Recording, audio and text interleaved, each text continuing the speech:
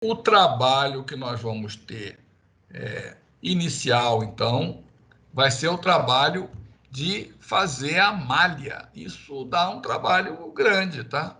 Embora tenha gerador automático, etc e tal, quando você quer fazer uma geometria regular, gerador automático é uma maravilha. Quando você tem uma geometria muito complicada, como costuma ser a geometria dos corpos d'água naturais, fazer malha automática dá um trabalho danado. Você pode, eu geralmente faço meio termo, tá? Eu automatizo algumas áreas e outras áreas eu faço à mão, tá? Completo à mão, edito à mão, etc. Que dá mais certo, tá? Então, isso aí é uma das vantagens de trabalhar com elemento finito, é que vocês veem aqui, ó, que tem uma densidade de ponto muito grande, né? Então, isso aí é como se fosse uma fotografia com pixel variado. Você pode ter uma zona com muito pixel para pegar muito detalhe e uma zona com pouco pixel, onde você quer incluir sem pegar muito detalhe, porque não precisa. Mas repara que todos os elementos, tudo que está dentro do... Tudo que você está vendo aí, tá? Vamos dar um zoom aqui. São essas células, né? São essas células. E a gente viu aquele princípio da conservação aplicado numa célula desse tipo. A modelagem é isso. Se eu quiser analisar nesse ponto daqui, qual é a... Se eu quiser analisar... Aqui, por exemplo, estou aqui analisando esta célula aqui. Então, eu quero analisar como é que varia o nível d'água aí.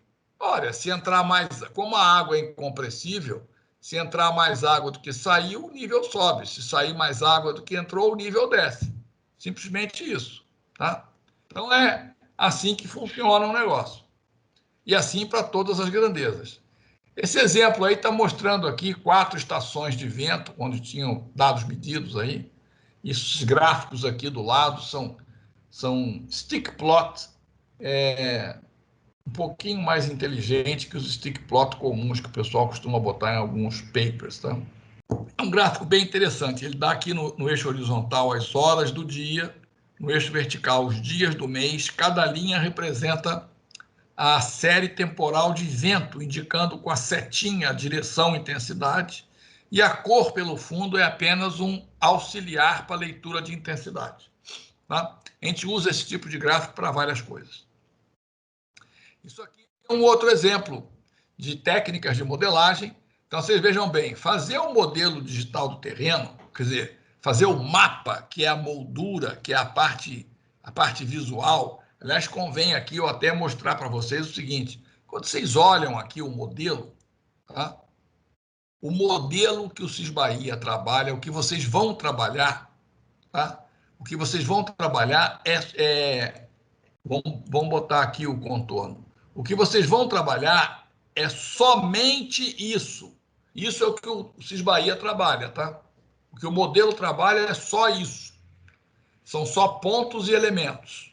Então, vocês têm aqui os elementos, que são essas figuras geométricas, né, que podem ser triangulares ou quadrangulares, e pontos, tá? Cada ponto tem um monte de propriedades. Se eu encostar a setinha no ponto, aparece ali no quadro de informação à direita a posição X, Y, Z e a rugosidade, que caracteriza um tipo de material, e aparece a área de influência desse nó aí, e aparece o elemento a que esse nó pertence, tá? Então, esse nó pertence ao elemento 2903. A área de influência dele é 35.267 metros quadrados. Ele está com a coordenada X, coordenada Y e a cota do fundo que aparece, vocês vejam aqui no quadro de informações à direita, aparece menos Z do fundo, tá? Então, os pontos são colocados em coordenadas X, Y e menos Z.